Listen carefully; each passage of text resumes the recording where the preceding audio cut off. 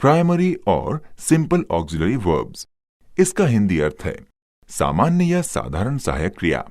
ये वे सहायक क्रियाएं हैं जिन पर टेंस, पर्सन और नंबर अर्थात काल, व्यक्ति और वचन का प्रभाव पड़ता है। अर्थात ये टेंस, पर्सन और नंबर के अनुसार प्रयुक्त होती हैं। इस क्रिया के रूप में प्रयुक्त होने वाले शब्दों की कुल संख्या 11 है, जो इस प्रकार है: is, am, are, was, were, do, does, did तथा हैव, हैज, हैड। इन समस्त 11 शब्दों को हम 3 उप श्रेणियों में विभक्त कर सकते हैं। Number 1, is, am, are, was, were, कुल शब्द 5। नंबर 2, डू, डज, डिड, कुल शब्द 3 तथा नंबर 3, हैव, हैज, हैड, कुल शब्द 3। इनमें प्रथम श्रेणी के 5 शब्दों का प्रयोग प्रेजेंट और पास्ट टेंस के कंटिन्यूअस टेंस में सहायक क्रिया के रूप में किया जाता है। द्वितीय श्रेणी के 3 शब्दों का प्रयोग सामान्यतया प्रश्नवाचक वाक्यों में तथा तृतीय श्रेणी के 3 शब्दों का प्रयोग परफेक्ट टेंस में आवश्यकतानुसार किया जाता है। इसी आधार पर सिंपल ऑक्सिलरी वर्ब्स को 3 भागों में विभक्त किया जाता है। Number 1, verb B. Number 2, verb have. Number 3, verb do. Number 1, verb B. इसके अंतर्गत उन सहायक क्रियाओं को रखा जाता है जिनका प्रयोग कंटिन्यूअस टेंस में किया जाता है। ऐसे शब्दों की संख्या 5 है।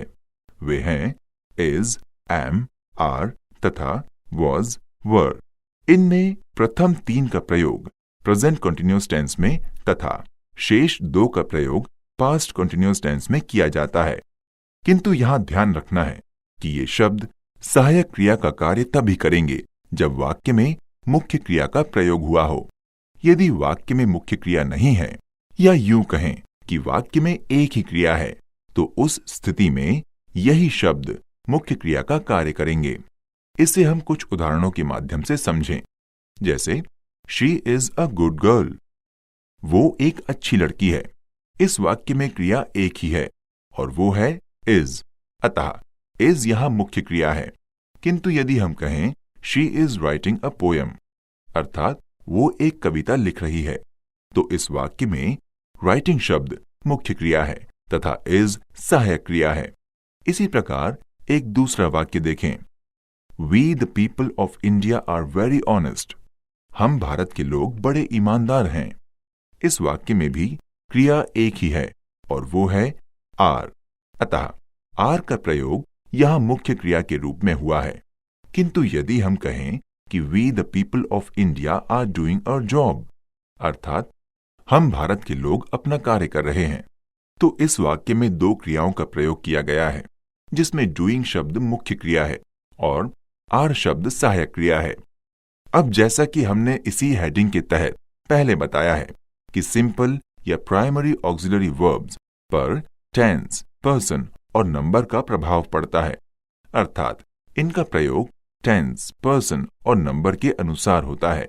तो अब हम इज, एम, आर, वॉज और वर, जिन्हें वर्ब बी के रूप में वर्गीकृत किया जाता है, के समुचित प्रयोग के विषय में कुछ विस्तार से जानकारी प्राप्त करें। सबसे पहले हम एक बार फिर ये जान लें कि इन उपर्युक्त शब्दों में इज, एम और आर का प्रयोग प्रेजेंट कंटिन्यूअस टेंस में तथा वॉज और वर का प्रयोग पास्ट कंटिन्यूअस टेंस में सहायक क्रिया के रूप में होता है। इस प्रकार टेंस के संदर्भ में इनके प्रयोग की तस्वीर साफ है। अब प्रश्न है पर्सन और नंबर का, अर्थात किस पर्सन और किस नंबर के साथ कौन सी सहायक क्रिया का प्रयोग होता है।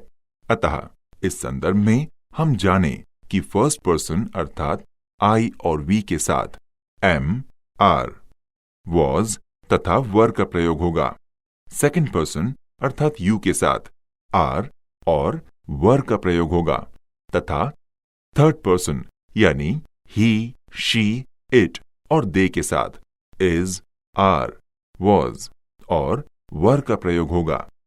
इसके विस्तृत अध्ययन के लिए हमें टेंस और ट्रांसलेशन की फाइल में जाना होगा। उस फाइल में प्रत्येक ऑक्सिलरी वर्ब का टेंस, पर्सन और नंबर्स के अनुसार प्रयोग को विधिवत समझाया गया है। अब हम आगे समझें।